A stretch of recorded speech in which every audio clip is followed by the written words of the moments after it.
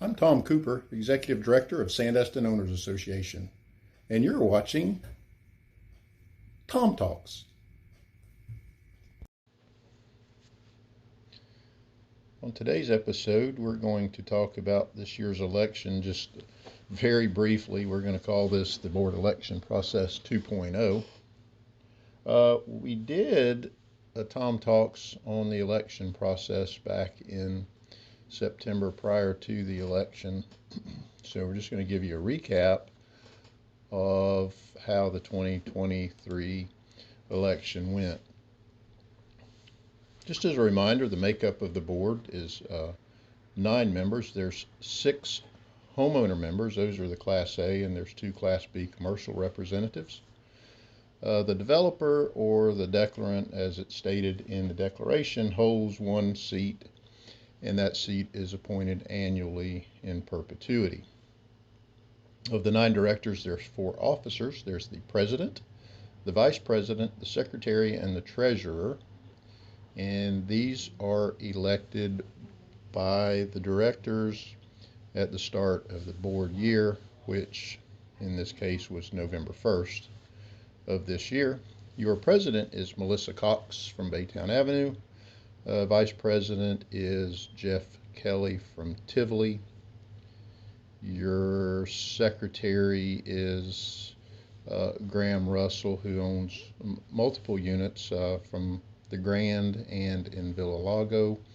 And your treasurer is Roger Ganger from Burnt Pine. Roger is also a commercial representative. So how our election works. The election is not based on a ballot submitted by each member. Your neighborhood president actually casts the ballot based on how many residential units are in your neighborhood. And as we've mentioned in the past, the directors are elected by the advisory board at the annual meeting in October. That was held this year in October.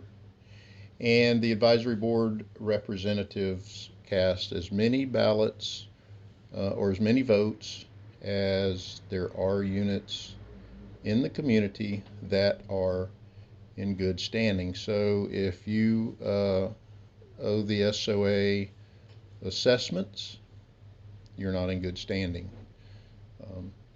So this year, the winners of the election were Jeff Kelly from Tivoli Terrace, Kay Lawson from Burnt Pine, and Mr. Ganger from Burnt Pine. Also, he was not opposed. Again, he's a Class B commercial representative. There's 5 total candidates running this year, so we had a full slate, and it was nice to see the community getting involved. And I encourage those that weren't fortunate enough to get elected to don't be discouraged. The votes wrapped up this year.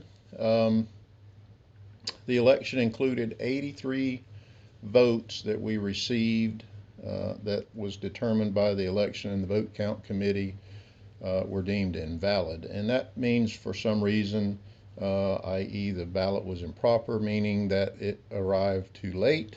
It was executed by the prior president, not the president of the association that was president at call to order, or the member was not in good standing.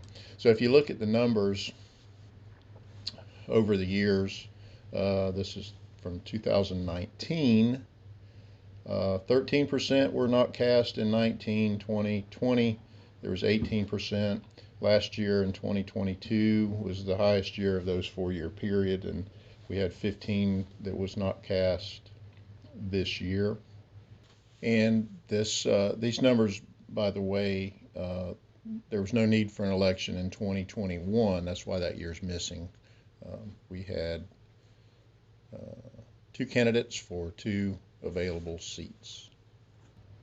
So we're running pretty consistent. We had a question that came up to the board about getting the board presidents more involved. I don't disagree with that. I encourage the board presidents to get involved, but as you can see, 85% of the ballots were cast. That's a pretty consistent number over the years.